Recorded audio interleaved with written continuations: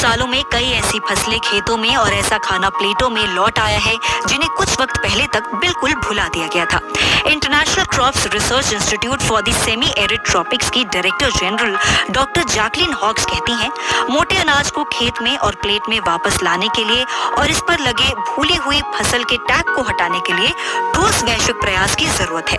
साल 2018 को भारत में ईयर ऑफ मिलेट्स के रूप में मनाया गया।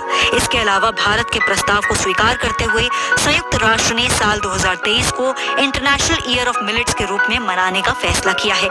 रिपोर्ट्स के मुताबिक इस साल लोगों को मोटे अनाज से होने वाले स्वास्थ्य लाभ के बारे में जागरूक किया जाएगा। साथ ही खेती के लिए उनकी उपयोगिता के बारे में भी लोगों को बताया जाएगा।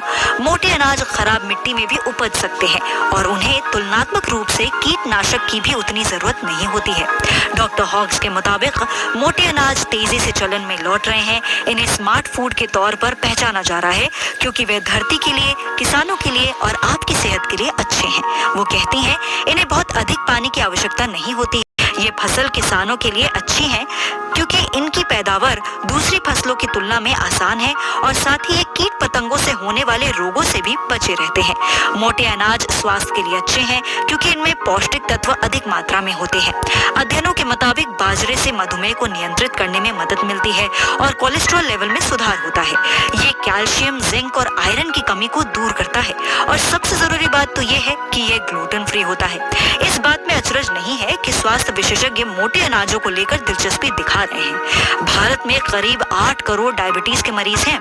हर साल करीब 1.7 करोड़ लोग हृदय रोग के कारण दम तोड़ते हैं और देश में 33 लाख से अधिक बच्चे कुपोषण का शिकार हैं, जिनमें आधे से अधिक गंभीर रूप से कुपोषित हैं। प्रधानमंत्री नरेंद्र मोदी ने अपने एक संबोधन में भारत देश से कुपोषण को खत्म करने के लिए मिलेट रेवोल्यूशन की बात कही थी। विशेषज्ञों का मानना है कि भारत के लिए यह असंभव काम नहीं होगा क्योंकि सालों से मोटा अनाज भारतीयों के लिए भोजन का मुख्य स्रोत रहा है।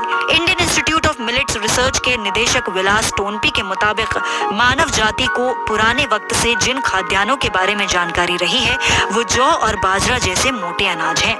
वे कहते हैं, सिंधु घाटी सभ्यता के दौरान भी बाजरे आदि की पैदावार होती थी।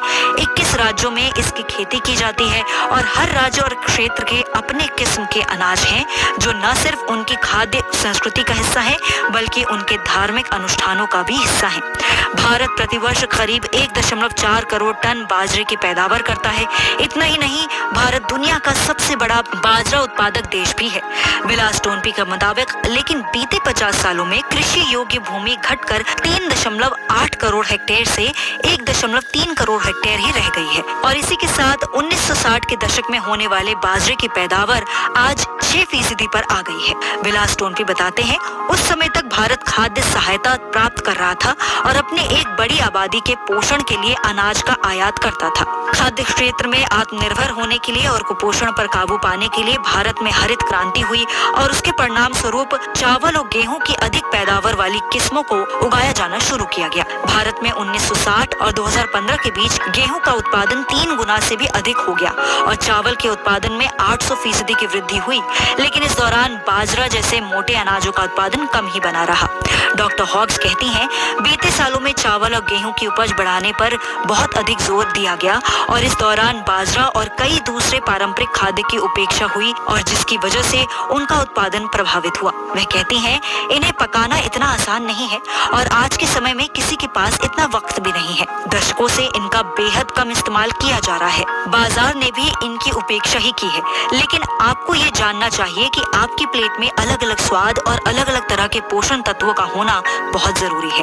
वे कहती हैं, ऐसा करने के लिए जिन फसलों को भुला दिया गया उन पर भी चावल, गेहूं और दूसरी व्यावसायिक फसलों की तरह ही ध्यान देना होगा। हालांकि विशेषज्ञ मानते हैं कि ज्वार बाजरा धीरे धीरे चलन में लौट रहे हैं। कृषि विशेषज्ञों ने इन मोटे अनाज को दोबारा से चलन में लाने के लिए कई तरह के उपाय सुझाए थे और उनकी सुझाई रणनीति के परिणाम भी अब दिखने भी लगे हैं। डॉक्टर टोनपी के अनुसार पिछले 2 सालों में बाजरे की मांग में 146% की वृद्धि दर्ज की गई है। मोटे अनाज जैसे बाजरा आदि से बने कुकीज, चिप्स, पफ और दूसरी चीजें सुपरमार्केट और ऑनलाइन स्टोर्स में बेचे जा रहे हैं। सार्वजनिक वितरण प्रणाली के माध्यम से लाखों लोगों को 1 रुपए प्रति किलो की दर से बाजरा और मोटा अनाज दिया जा रहा है। कुछ राज्यों में दोपहर के खाने में भी इन मोटे अनाजों से बने व्यंजन परोसे जा रहे हैं। मोटे अनाज के लिए लोगों में बड़ी दिलचस्पी